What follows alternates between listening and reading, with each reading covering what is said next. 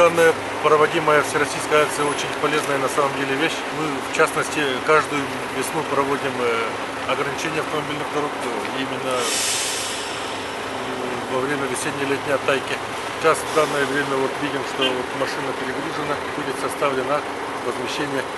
Ведь у нас интенсивность движения, в частности по автодороге у нас составляет порядка 1000 машин в сутки, именно грузовых. По данным управления ГАИ у нас в республике зарегистрировано свыше 33 тысяч грузовых машин с массой свыше 12 тонн.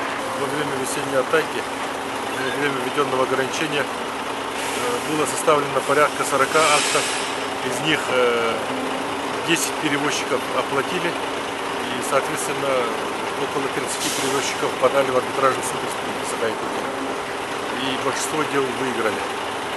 Практика показывает, что арбитражный суд республики поддерживает сохранность региональных автодорог. В частности, доходило дело и до 4-го арбитражного суда в городе Чите. Также там перевозчики проиграли.